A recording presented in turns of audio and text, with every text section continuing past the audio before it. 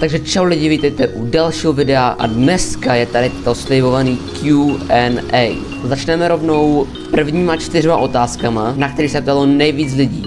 Kdy se odhalím? Pokud dáme do konce roku 14 000 odběratelů, odhalím se. Druhá otázka, nejptanější. Mám holku? Nemám holku. Kolik mi je? Bude mi 14. A poslední 4. otázka, jaký jsem použil modifiery, když jsme plnil Hotel Hell. Tady je máte vypsaný. A teď jdeme otázky, na který se ptalo méně lidí. Otázka, pozdravil by si Johnny Mana? Sice to není úplně otázka, ale zdravím Johnny Mana. Jaká je tvoje oblíbená minihra na Robloxu? Doors. Překvapivě. Máš oblíbené žánry? Pokud ano, proč a co tě na nich baví? Hodně mě baví Doors a potom ještě oblíčka. Máš nějaké minihry na Blacklistu? Nebaví mě moc střílečky nebo tak něco. Nebo třeba Blocks Fruit nehraju, ok?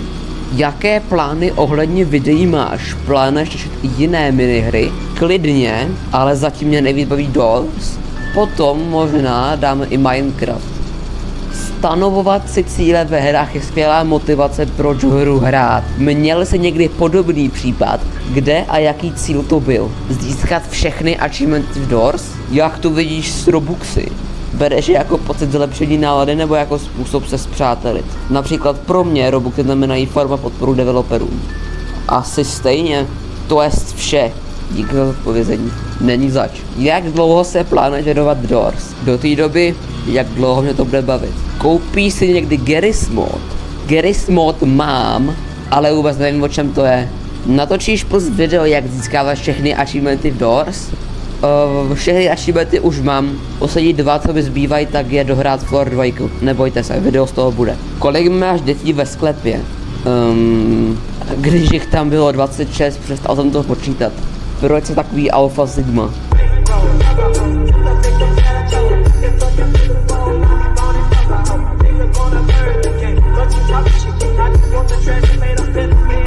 Proč máš jako obrázek kanálu Mývala? Mýval s tvrdým i by the way. A ve videu panáčka. No, ten Mýval už je hodně starý, proto si asi profilovku hodlám změnit. Pište do komentů, když tak nějaký nápady. Uděláš někdy stream z Doors, anebo tutoriál, nebo jak dohraješ Rooms? Rooms už jsem dohrál, Doors tutoriál bych mohl udělat a stream z Doors taky, ale až budu mít víc odběratelů. Teď to podle mě nemá moc smysl. Kolko máš achievementů? Už všechny. Kolikrát si dohrál Floor 1, Floor 2, Backdoor a Rooms? Rooms jsem dohrál jenom jednou, naštěstí, nejsem takovej závislák. 2krát jsem došel do exitu a asi 4krát jsem umřel. Backdoor jsem dohrál asi 4krát, 5krát. Doors Floor 2 jsem dohrál jenom jednou a Doors 1 jsem dohrál tak 7krát, 8krát. Za jak dlouho si dohrál Doors 1? Trvalo mi to dlouho. Doors jsem začal hrát od začátku cca a dohrál jsem to asi potom, kdy vyšel Backdoor. Jo, tak dlouho mi to trvalo. Doors Floor 2, to jsme asi dělali 2 týdny s kámošema. Backdoor, to jsem dohrál za hoďku možná aj. A Rooms 3 hodiny 46 minut. Doufám, že mi na ně odpovíš. Odpovím. Natočíš znova Doors Floor 2, prosím? Ano, stačí se stříhat. Kdy si objednáš kebab? To je celkem dobrý nápad. Nejvíc by asi chutná taková ta tortilla, brácho. Když jsi byl naposledy na záchodě, kámo? Co to je? Jelikož v Doors záchod není, tak ještě ani jednou.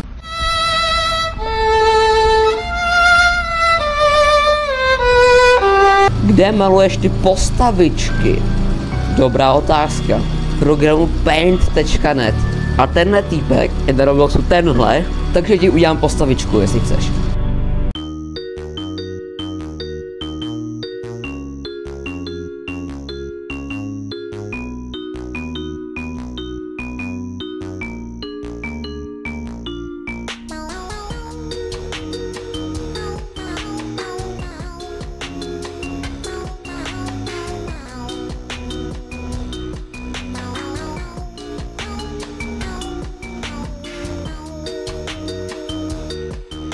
A já si myslím, že to vypadá celkem dobře. Chci mu to poslat a schválně, jaká bude jeho reakce. Tak je to tam.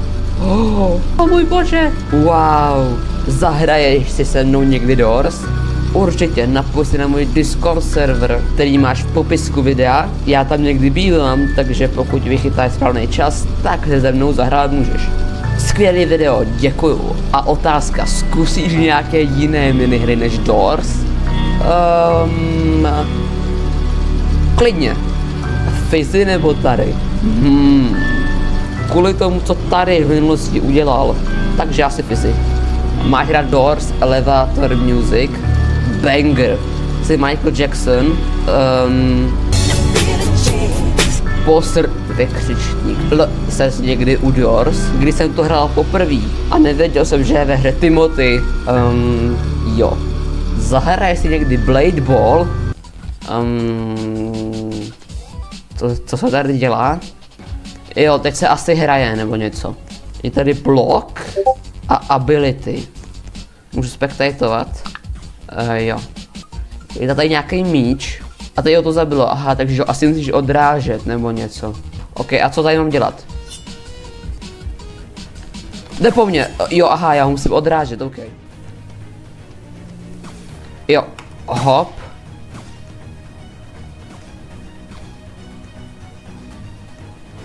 Jo, je to po mně. Šup. OK, někoho jsem zabil, super. OK, šup.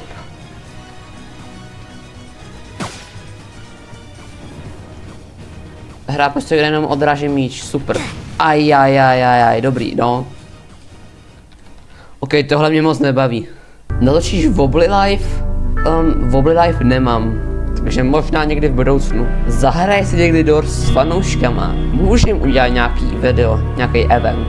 Mohl bys natáčet každý den jedno video? Není to tak jednoduchý. Jedno video můžu točit třeba 2 dny a stříhám ho třeba 3 až 4 dny. Takže dohromady 6 dní. Plus si mají taky nějaký volný čas, takže plus 3 dny cca, takže 9 dní dohromady.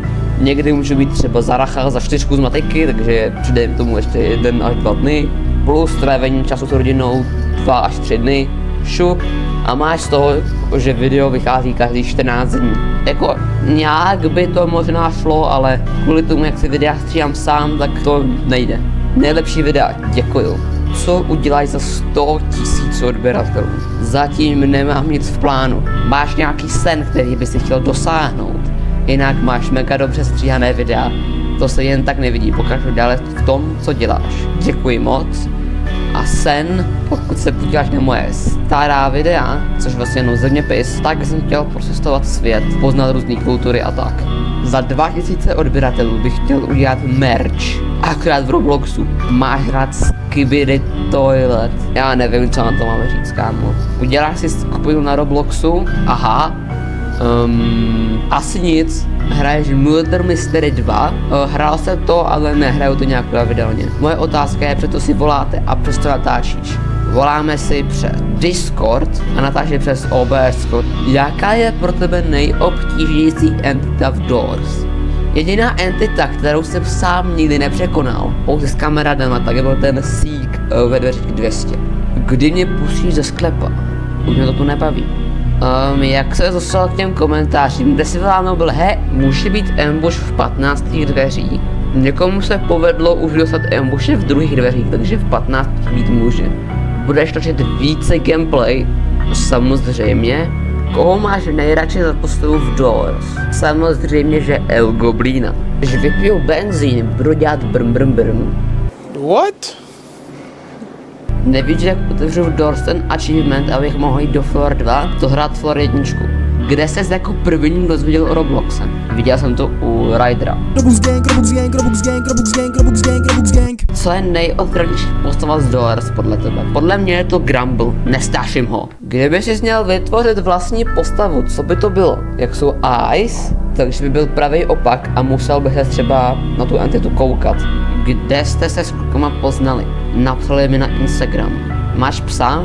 Nemám psa. Jediný domácí mazlíček, který jsem měl, tak byl křeček a ryba. Jak jsi získal tolik coinů v Doors? Pokud myslíš noby, prostě si nikdy nic nekupuju. Hraješ Brawl Stars? Moc ne, spíš vůbec. Jsi gay? No rozhodně ne, WTF. Máš rád pizzu na ananasu. Ananas na pizze je podle mě nejhorší kombinace, nemám to rád, ale ananas mám rád a i pizzu mám rád, ale když to dáš dohromady, tak je to fuj. Ale počkej, pizzu na ananasu, ne na ananas na pizza. To jsem ještě nikdy neměl. Smrdíš? Já nevím, jestli vůbec Roblox postavičky můžou smrdět. A tohle je konec videa. Doufám, že se vám video líbilo. Takový speciál. A já se budu zase těšit u dalšího videa. Zatím čau.